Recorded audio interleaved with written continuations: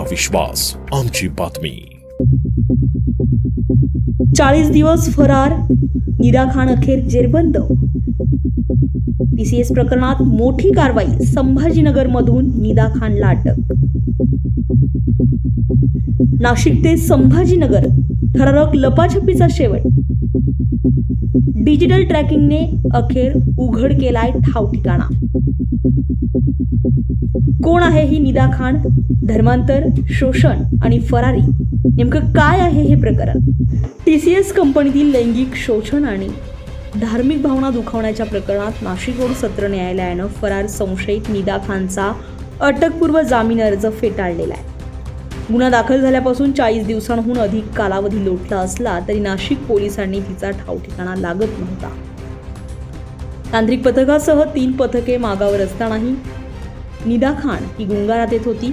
ही शोध मोहीम अखेरीस संपुष्टात आली आहे, तर निदा खानला छत्रपती संभाजीनगरमधून ताब्यात घेण्यात आलाय. नाशिक येथील TCS कंपनीमध्ये महिलांचे लैंगिक शोषण आणि धार्मिक भावना दुखावणे, धर्मांतरणाचा प्रयत्न असे अनेक गंभीर प्रकार समोर आले. देवळाली कॅम्पसह मुंबई नाका पोलीस ठाण्यामध्ये याबाबत गुन्हे दाखल असून आतापर्यंत या प्रकरणात 7हून अधिक संशयितांना ताब्यात घेण्यात आलाय. परंतु या प्रकरणातील संशयित निदा खान मार्चच्या अखेरीस पहिला गुन्हा दाखल झाला. तेव्हापासून ती फरार झाली होती. निदा ही 40 दिवसांपासून पोलिसांना गुंगारात येत होती.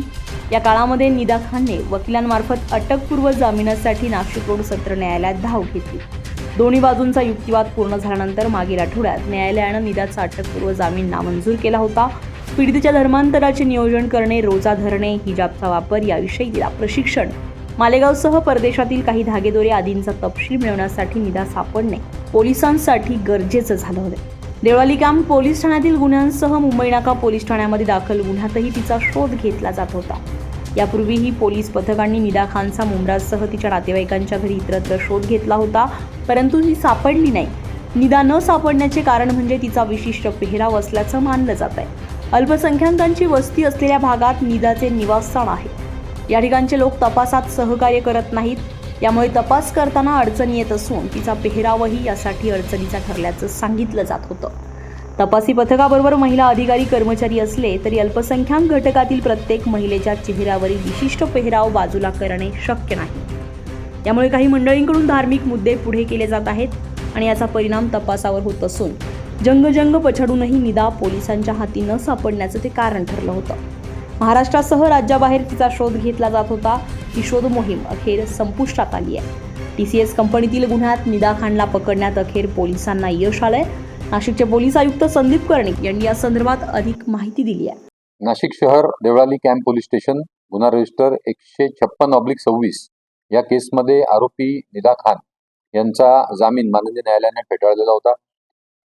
नाशिक शहर पोलीस व छत्रपती संभाजीनगर शहर पोलीस यांच्या जॉईंट ऑपरेशन मध्ये काल आरोपी निदा खान यांना छत्रपती संभाजीनगरच्या नरेगाव या परिसरातून ताब्यात घेण्यात आलेला आहे. तसेच नरेगाव परिसरातील स्थानिक नगरसेवक मतीन मजीद पटेल यांनी त्यांना आश्रय दिल्याचे निष्पन्न झालेलं आहे व त्यांना या गुन्ह्यामध्ये आरोपी करण्यात आलेला आहे. मी छत्रपती संभाजीनगर यांचे पोलीस आयुक्त प्रवीणजी पवार त्यांनी दिलेल्या सहकार्याबद्दल त्यांचे आभार मानतो. छत्रपती संभाजीनगर येथून निदा खानला ताब्यात घेण्यात आलं असून पुढील कायदेशीर कारवाई करण्यात येते.